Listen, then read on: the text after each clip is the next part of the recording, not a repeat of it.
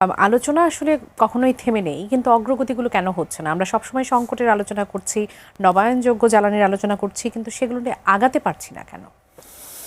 আগাতে পাচ্ছি না, এখানে নিয়তের গন্ডগোল।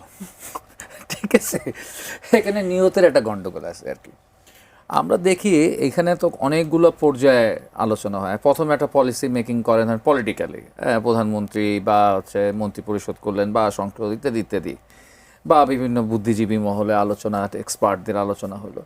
এরপর হয় এটা আমলাতান্ত্রিক জায়গায় যায়, তারপর এই জায়গায় যায় আরও মানে জায়গায় যায়, মানে ডিসকাশনের জায়গায় যায়।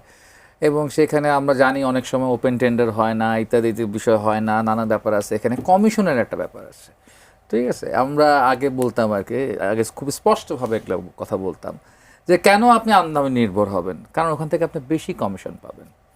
কেন আপনি গ্যাসের কূপ খননে বেশি মনোযোগ দিবেন না, হ্যাঁ, বা গ্যাসের কূপ আপনি অন্যকে দিয়ে খনন করাবেন কেন? আচ্ছা, আপনি একটু ওয়েট করেন। এবং এত বছরে আমার মনে হয় এটা, এগুলো কথা যখন আমরা বলতাম আজ থেকে 24 বছর আগে বা 26 বছর আগে, তো আমার মনে হয় তো 5 ব্যাচ প্রকৌশলী তৈরি করা যায়, তো 5 ব্যাচ টেকনোলজিস্ট তৈরি করা যায়, তো টেকনিশিয়ান তৈরি করা যায়, তো ওই মানসম্পন্ন। এই আমার দেশের ছেলেমেয়েরা, আমার এবং স্যারের শিক্ষা প্রতিষ্ঠান থেকে বের হয়ে তারা হচ্ছে হাজার হাজার ছেলে মেয়ে চলে যাচ্ছে আমেরিকা, ব্রেন ড্রেন হয়ে যাচ্ছে, ঠিক আছে।